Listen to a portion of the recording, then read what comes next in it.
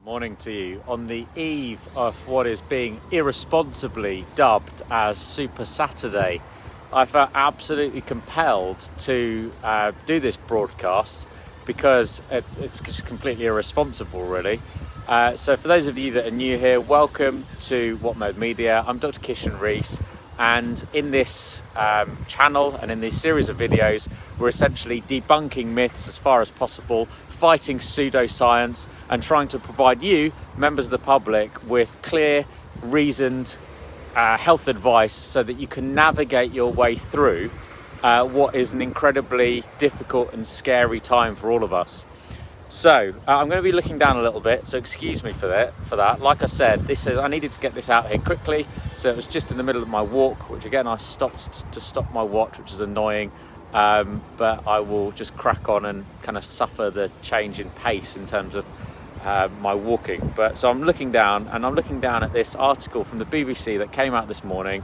It's written by Chris Morris, and it's their BBC reality check kind of feature, and it's entitled Coronavirus: Why Surviving the Virus May Just Be the Beginning.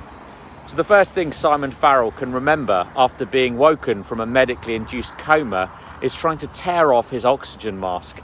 These are scenes that people working in the buildings behind me, over here even, the Watford General Hospital, and across the country will be accustomed to. This guy had been on intensive care for 10 days, reliant on a ventilator just to make sure he could breathe.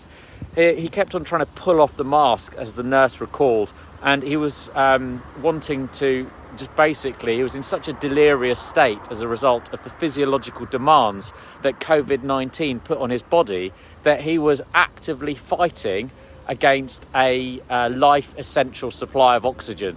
So the body is made to have protective reflexes. So fighting against wanting oxygen is obviously a sign of the severe strain that COVID-19 put him under. 50 people watching. Thanks so much for joining. If you could please hit like, hit share, hit comment, I'd really appreciate it, so we can get this vital, potentially life-saving information to as many people as possible. When the doctors woke Simon up, his body had fought off the worst of COVID-19, but he still needed oxygen to support his damaged lungs. As the 46-year-old father of two was suffering from such severe delirium, he was trying to deny himself the oxygen he required. "Tried to stop me," he remembers saying, when nurses at Birmingham's Queen Elizabeth Hospital said they would have to put his hands in boxing-sized medical gloves. Morning, Catherine. Morning, Mags. Tag some of your friends, hit like, hit share, hit comment, get it to as many people as possible. In the end, they had to tape my hands up. I was trying to tear off the mittens. I had managed to bite through them, Simon says, and they had to put on new mittens. It's not an unfamiliar story for anybody working in intensive care, but the assault COVID-19 mounts on the most severely ill means patients are ventilated for longer and require a far deeper level of sedation than your typical ICU patient. This has produced a lot of delirium, confusion and agitation, explains Dr Kulwant Dadwal, a consultant who runs the intensive care unit at London's Royal Free Hospital. Morning, Robert. Usually, if you have a surgical procedure or a pneumonia, this consultant's going on to say, patients come to ICU, you wake them up and they're less confused and less disorientated than this. However, this particular group of patients were a lot more difficult to wean off the ventilator, i.e. COVID-19 patients. Even when that process is a success, it is only the beginning of a long process of physical and psychological recovery. And now that the UK has moved past the peak of the virus, the first peak, as to whether there's going to be a second peak or not, we don't really know. It's generally up to the public, I think, now, in many levels, and how they behave and how they respond. But then they go on to say that as the UK has moved past the peak of this peak of the virus, attention is turning to the huge challenge, both in the health service and in the community, of rehabilitating COVID-19 survivors. Often, rehabilitation is seen as a Cinderella service. How many times have we heard that before over the last 10 years? Whether it be mental health, whether it be community health, all sorts of things that have been basically savaged by cuts. But anyway, often it's seen as a Cinderella service and not a priority, says Sally Singh, Professor of Pulmonary and Cardiac Rehab at the University of Leicester. But because of COVID and the number of people it has affected, the need is pressing. It has become a national priority to support people to get better. What I would also suggest should become a national priority is also looking into this cohort of patients, which is long COVID sufferers. 48 people watching. Please like, please share, please comment. It really does help. The engagement that you do on this while it's live helps Facebook serve it up to more people. So if you can discuss with people in the comments, say hello to each other. Where are you from? What's it like where you are? That will all help this get more organic reach, so I can save your money for the crowdfunding for more ads, essentially. So the more you can do in terms of liking, sharing and commenting, the less I need to spend of the crowdfund. So we can make it go further, basically. Right, a long road. Tens of thousands of people around the UK are now setting out on that journey, and some came close to death in intensive care units. Others required less intrusive hospital treatment to help them through their worst. All of them have had their lives changed by COVID-19. But for the most seriously ill patients in intensive care, rehabilitation begins well before they're awoken from a coma. So this is quite interesting, and I'm not going to read all of this, but there's Kate Tantum, a specialist rehabilitation sister in intensive care at University Hospital Plymouth, NHS Trust. So a big shout out to her and the great work she and her team are doing in terms of they've got an in-bike exercise bike. So basically what they're doing with these patients who are on ITU, and I've never heard of this until I've read this article. Thanks very much, Carl, really kind. I've never heard about this until I read this in the article, but on this ITU unit in Plymouth, they've basically got a bike that they put people's legs on, and the bike is doing the work of them while somebody is sedated and absolutely out of it in a medically induced coma. So isn't that amazing? Let's make sure that that is appropriately funded. Let's make sure that that doesn't become a Cinderella service. Let's make sure that that doesn't get neglected, as it's going to be absolutely vital for reducing the morbidity, the ongoing morbidity or the ongoing suffering that patients are going to have. Thanks very much for putting where you are. It's really, really helpful. Tell me your questions as well. I'll come back into it later at the end of the day. After my work day, I will come back to this and look at it in the evening. Okay, so I think it's an ambulance. No, it was police, don't know, coming past. Sorry about that. But anyway, fine. Even if a patient is on multiple organ support and on a ventilator and need lots of drugs to keep them alive, that was police, but anyway, lots of drugs to keep them alive, we still put them on a bike. We bring it to the bed and we put it on their feet, and the machine can do the work for you. ICU staff will also talk constantly to patients while they're deeply sedated, telling them where they are and what's happening to them, and reassuring them that they're safe. It's all part of the process of preparing them for the moment when they wake up. Some patients do wake up saying, "I remember your voice," says Kulwant Dalwal. They wake up with some kind of memory. Okay, but however, this is where it gets even more interesting and important. So like, share, comment, tag your friends, say you'll find this interesting, tell me where you are, tell me what the issues are in your thing, because it's nice for me to look up and see a constant stream of likes on the page. So literally, keep on tapping what you think when I'm kind of speaking, because that will also help me and part of the MD that I'm doing, which is writing about the use of media in communications during a global pandemic. So that'd be really helpful. Thank you.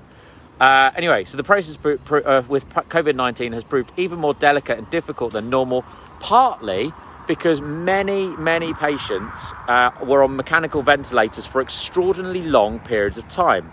Many of them woke up profoundly weak, although some of them regained strength unexpectedly quickly. Usually, when somebody's been asleep for 40 days or more, it takes 6 weeks or longer for them to be totally free of the ventilator, to be ready to even start walking or standing, says Dr Kulwant Dalwal. Now, what he goes on to say is these patients were making progress within a week, which they found very unusual and very specific to this disease, COVID-19. Another challenge in the immediate recovery of critical illness with COVID-19 is the severe inflammation. And I guess the reason why I'm telling you this before what is being dubbed as Super Sunday or Saturday or whatever is so you guys can make the decision as to whether you want to kind of run out without a care in the world, kind of like, let's celebrate the end of lockdown, let's celebrate Independence Day, and let's put ourselves and everyone else at risk. Because the danger, in my humble opinion, is the mixed messaging that we've had. Firstly, the absolute lack and shambolic messaging in the early days of this pandemic and how it's been handled, which was absolutely appalling. It's not making a political point, it's just fact. It was pretty shocking and it was a shambles. But then coupled with the mixed messaging that comes out, where it very much looks like it's almost being positioned that, well, you know, we told people to stay alert. How dare you stay alert to something that is a millionth of a millimetre in size, right? How do you stay alert to something that's completely invisible if you don't have the information for you guys to make reasoned, balanced, informed judgments? Yeah, Barbara, I mean, I that didn't cross my mind, right? But I landed on Sickbed Saturday.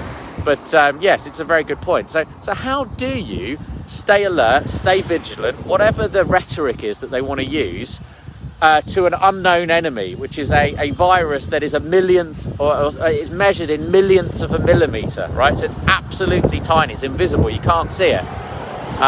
There goes some ambulance. When I see ambulances or stuff, I try and kind of do that. They sometimes respond, sometimes they don't. But anyway, the reason that I'm doing this with you is firstly because I believe in being open and honest and transparent with my patients, but also with the public in terms of media stuff, right? So that you can make a decision. It is not good enough to say, oh, it'll be fine, just stay alert, off you go. Right from the very beginning of this, I've said that it's always been a balance between balancing the immediate public health risks and the long-term economic damage, okay? The economy was stopped overnight, essentially. And to be fair, it was a pretty conclusive and complete and, you know, very comprehensive response, okay? Millions of people were put on furlough, millions of people got their wages paid by the government, and essentially we're in a situation where we locked down to protect the NHS and make sure the services weren't overwhelmed and there wasn't body bags piling up in hospitals around the country, which was a very real and remains a very real possibility, right? We're now moving into the phase of where they want to open up the economy, which is fair enough, and they want to try and do it in a safe way, but media has to report this in a responsible manner. And I would much rather detailed information like this article on the BBC rather than moronic, Super Saturday, off you go, Godspeed, good luck, all the best, which is essentially what a lot of people are doing. But anyway, so I'm going through this not to scare, not to kind of frighten people, not to make them worry, but just make sure that they can have a kind of plain English explanation of the facts and what's going on. And sorry about the wind, I hope it's not too bad. But anyway, many patients can't cope with a breathing tube inserted through the mouth because the larynx and the area above the vocal cords are badly swollen as part of the illness as a result of the inflammation. So 47 people watching. Let's see if we can get it up to 100 before I go. I'm about halfway through the article. Many patients can't cope with a breathing tube inserted in their larynx, blah, blah, blah. Sorry, I've said that. So now, this is the worrying bit. That is because, so what that means, doctors often have to perform tracheostomies. Now, I'm not sure if you know what tracheostomies are, but it's essentially making a hole in the windpipe here. So instead of breathing through your nose and your mouth, you breathe through your throat, okay? So that is a surgical wound, that's a surgical procedure, and that has all the associated risks and complications that surgery carries. So if at all possible, you do not want to contract this virus, because by adopting simple measures like staying out of the way of people, wearing gloves, wearing a mask. Thankfully, I saw in Scotland yesterday on the news that Nicola Sturgeon has said it's going to be mandatory to put it in shops wearing a mask. It's nice to see that the Scottish government are providing some leadership on that. I would suggest it's a little bit late, but anyway, better late than never. So I look forward to seeing when that is coming out in some of the messaging in England. But anyway, so you've got to look after a tracheostomy. It's a wound in the neck, explains Carl Waldman, a consultant in ICU in Royal Berkshire Hospital in Reading. So it was a long, slow process getting them off the ventilator. It might take them a week or 2 weeks or even longer. Then it goes on to another story about Abraham Raskin's family were told in late April it was unlikely he would survive. And they're going on to say that thanks, Christian, that's really kind. Behind every observation lies a human story, right? So he was told it was unlikely he would survive after more than 50 days in intensive care, in a tracheostomy, and a month in a medically induced coma. So let's just be very, very clear. On the night that Boris Johnson was admitted into ICU, right, And I was on Sky and they gave me 10 minutes of airtime explaining what all this was and what was happening for the public, which I'm eternally grateful to them and Dermot Murnaghan. Let's be very clear, okay? When Boris Johnson contracted COVID-19, he was nowhere near as sick as these patients are in this story, okay? In terms of requiring mechanical ventilation, in terms of requiring a tracheostomy, in terms of being in a medically induced coma for ages and ages, right? So let's just see somebody coming. So I'm just going to nip over here and stand on the verge. Give me one sec. So let's just be very, very clear that Boris Johnson was not in the state that these people are. So when, yes, he can appreciate what it's like to be a patient, which is great, and hopefully that will shape the policy and that will shape his approach to the NHS moving forward. But do not let it be kind of intimated by anybody to you in the media that, or more likely in politics, that he was ever as sick as these patients, because clearly he wasn't. Okay, the fact that I'm alive is a miracle. I was nearly a goner. On a video call arranged by nurses on the 18th of May, his family saw his face for the first time since he was taken into hospital in early April. He wasn't able to say anything, but he did raise an eyebrow. Abraham was severely delirious for some time. I was talking all kinds of rubbish. That's also concerning, right? This isn't the article, but I'll tell you why I'm going to talk about it. The fact that it's concerning that he's talking all sorts of rubbish is another very clear sign that this virus has significant effects on your neurological function, okay? Now, we know that it has neurological effects on its function right back in the early days, from the point of a loss of sense of taste and smell, but also the fact that it's causing so much physiological strain and demand that you're going to be ventilated for a period of time if you contract it, potentially. Not everybody, it's only some people. And if you are ventilated, it could be for a long period of time, and it's going to have significant effects on the whole of your body's functioning, right? So anyway, it was not pleasant, but now he's back at home, still very tired, which is not uncommon for a lot of these long COVID sufferers, and following basic exercise program planned for him by a physiotherapist with support from family members. He can get upstairs to sleep at night. With support of family members, he can get upstairs to sleep at night. Some people really can't walk anymore when they come out of this, he says, and some takes months to recover. I hope I'm not one of them. So that's why the work that they're doing in Plymouth is clearly essential, because some people can't even walk when they get off a ventilator. 55 people watching. My arm is getting a bit tired now because I didn't bring the handheld gimbal. If you could please, what's the word? If you could please like, stream of likes on the comment, really helpful to see. I'm going to take a little break and pause my exercise. Sorry about that. Yeah, my average went quite down quite badly, quite quickly. Fine, so delirium. As many as 3/4 of ICU patients who need mechanical ventilation to help them breathe will suffer from delirium. And the observation has many doctors suggesting that delirium has been particularly acute. Hallucinations are unusually vivid for people who fall critically ill with COVID-19. Delirium can be caused by the infection itself and the fevers which accompany it. However, it is intensified by the strong sedative drugs that have been used to keep patients comfortable, essentially keep them alive rather than just comfortable, I would add, and the unsettling environment of intensive care they may find themselves in. While patients are in a coma and after they wake up and begin withdrawing from these drugs, they often experience frightening hallucinations and cling on to unsettling beliefs about what's going on. We talked about how mental health has been a Cinderella service for the best part of a decade.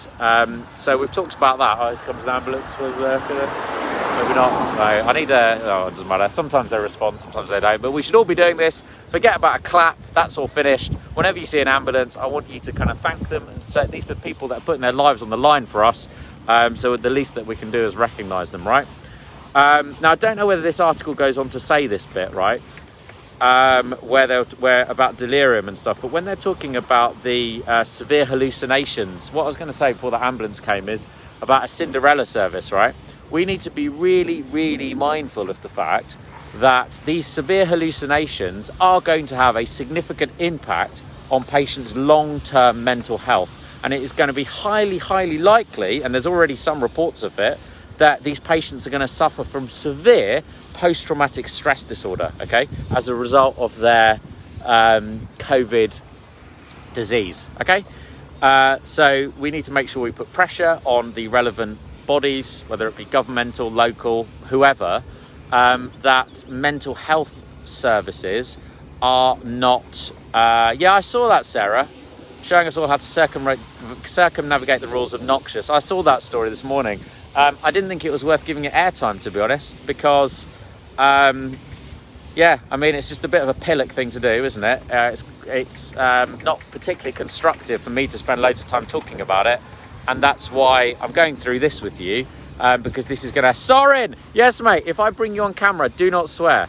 Do not swear. I want to accept it and say hello to people.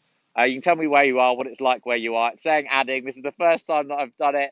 Soren's going to be up. He's going to be working. Soren is not going to be in his pyjamas. If he takes too long to get on the screen, he is definitely in his pyjamas, so no pressure, mate. But Helena Holland, I had delirium once with chest infection. I felt it was due to lack of sleep and oxygen.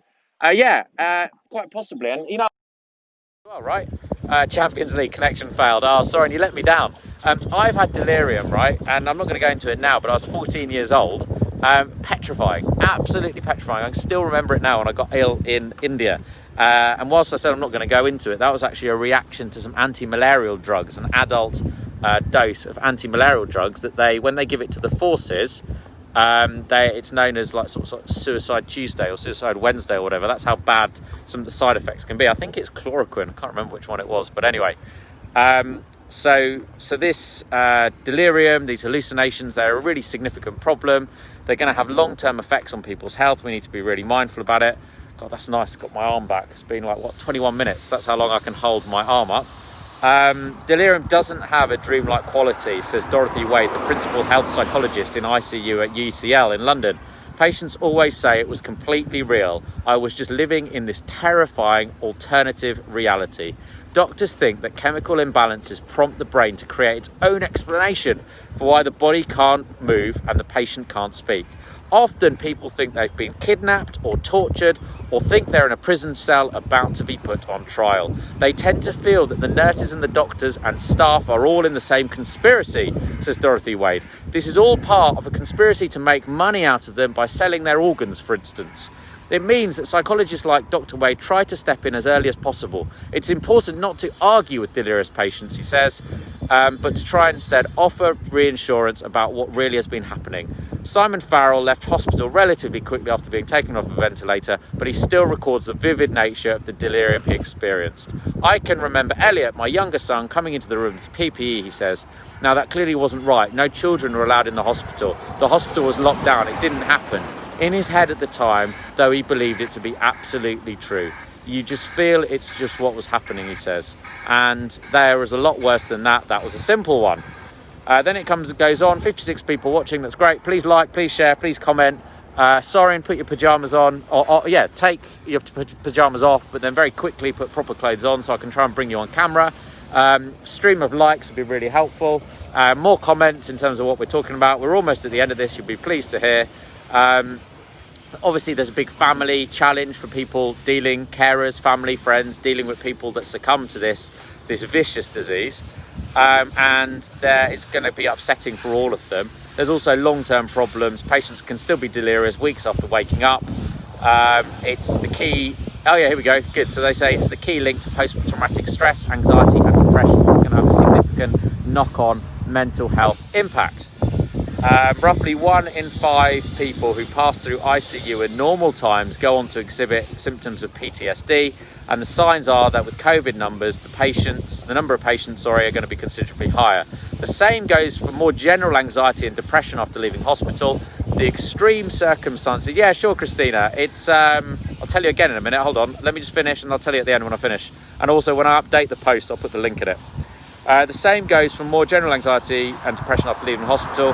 The extreme circumstances of the COVID pandemic and the social isolation that's come with it are likely to make things worse.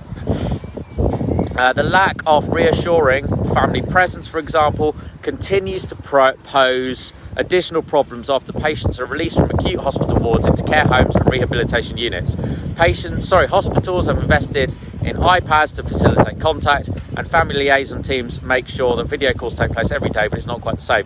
And I know several companies have kind of donated iPads and phones and stuff to hospitals, so that's a great example of how everybody has a part to play in this. Fine, so just skimming this, going through, we've covered a lot of that already. We've covered about physical recovery. prolonged period of recovery is not unusual. They've talked about it already. They're just repeating other things. Here we go. Breathlessness. The most common physical challenge for those recovering from COVID-19 is shortness of breath. And this can apply to people who have had moderate as well as severe symptoms of disease. So breathlessness is an issue that goes on well beyond survivors of intensive care. And in a significant minority of people who've been infected with coronavirus, they're still struggling to shake it off. I'd crash in a heap. Jenny Blatt, an infectious diseases doctor at the Royal Free, fell ill with COVID-19 in March, and it has lingered ever since. So I would like to propose a hypothesis in terms of why some doctors are having longer symptoms than this, and it may well be because they've been subjected to a prolonged viral load. One of the ways that Germany handled this crisis was basically having a... thanks. Lisa, that's nice to hear. One thing that I saw that Germany were doing was basically... Germany put doctors in taxis, and it was like Uber doctors. So one hypothesis that I'm putting out there, I don't have any evidence to suggest this yet, but it's just a working hypothesis. Could it be perhaps that because we've had lots of patients in hospitals and doctors and nurses have been exposed to said patients and viral load for a prolonged period of time, in the early days when there was lack of PPE, were they exposed to a higher viral load, therefore they're getting longer symptoms in the long run? I'm not sure. I'm just putting it out there so people can run with that hypothesis and see what they think and do the appropriate research. Jenny thinks she had cleared the virus and she has easily detectable antibodies in her blood, but her body is continuing to react in unusual ways. Now, that is something that is very common with long COVID in terms of people responding in unusual ways. Jenny has suffered chest pains, breathlessness. Other patients with lingering symptoms report headaches, abdominal pains. 3 months after falling ill, going back to work or resuming a normal life is out of the question. I'm getting better slowly, she says, but I can't be too ambitious. It's frustrating to be on this roller coaster with absolutely no idea how long the journey will take. Previous medical experience with pneumonia suggests it can take months or in extreme cases years for patients to get back to where they were before. The honest answer is we don't know yet, says Sally Singh. People are researching about x-rays, symptoms, blah, blah, blah, blah, blah. We still don't really know a lot about it. This is a huge challenge, says Christina Walton. It's going to be the increase in numbers. Fine. Okay, I get all that. And I'm not going to... That's just me reading now. We've talked about all this. Fine. So, then there's also some other stuff in terms of... You may also be interested in... when you talk to intensive care doctors across the UK, exhausted with the ravages of COVID-19, one phrase emerges time after time. We've never seen anything like this before. They knew a new disease was coming and they were expecting resources to be stretched by an unknown respiratory infection which had first appeared in China at the end of last year. And as the number of cases increased, doctors up and down the UK were reading first-hand accounts from colleagues in China and then in Italy in scientific journals and on social media about the intensity of the infection. In some days, it feels... In some ways, like we were trying to prepare for D-Day landing, says Barbara Miles, Clinical Director of Intensive Care at Glasgow Royal Infirmary, with 3 weeks to get ready and not a great deal of knowledge about what we would be facing. But what arrived in the UK as winter turned into spring took even the most experienced ICU specialists by surprise, right?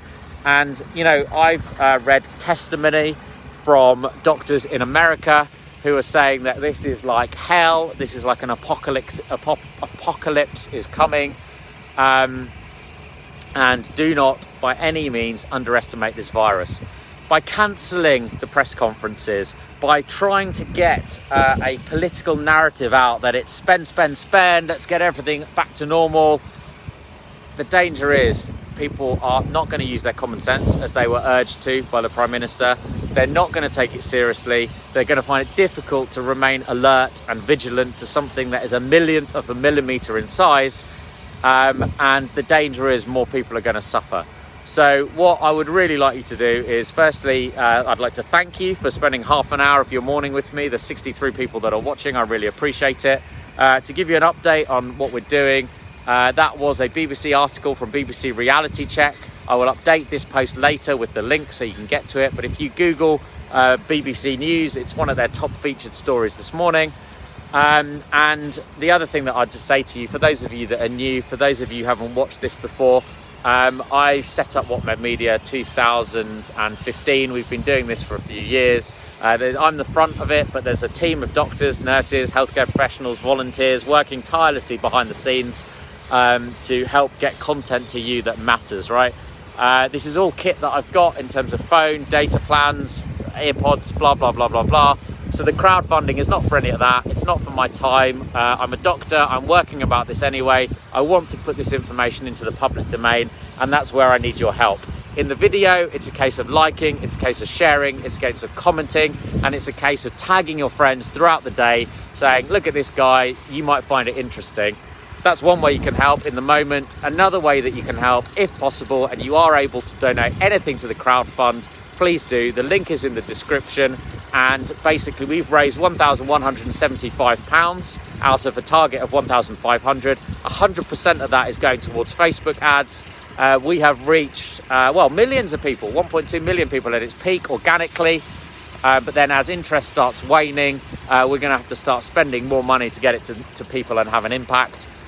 So if you do have the resource and the time and you're able to, I would really, really appreciate whatever you can. No donation is too small. I will spend it very carefully, very wisely, and I'll be updating all the spend. It's a separate bank account, and everything that goes into that bank account will be going to Facebook for Facebook ads. So thank you so much for your time. I hope you have a lovely day, and if you are nervous about going out, maybe it's a good idea to go out quickly today. Yeah, pleasure, guys. Maybe it's a good idea to go out today, get a few supplies that you need, and then just see what it's going to be like over the weekend as to whether madness ensues and people become absolutely self-consumed with themselves and Super Saturday. And just so you can see this guy kind of running, can you see? So I decided to move a little bit further away. That is my interpretation of 1 meter plus. 1 meter plus is essentially, if I don't have a mask, he doesn't have a mask, he's running and sweating all over the place. Not only am I going to move away, I'm actually going to make sure I'm not in his slipstream. I'm going to go across the road, and so that's the kind of stuff that we've got to do to try and keep safe, right? So we will make a difference, we will make an impact, we are doing that. If you can go to the crowdfund and donate anything, the link is in the thing at the top. I'd really appreciate it if you can. If not, don't worry about it. Like, share, comment, keep talking, keep asking questions, and I'll check in with you guys really, really soon. Thanks so much for your time. Have a great day. Look after yourselves, and I'll see you shortly. Cheers. Bye.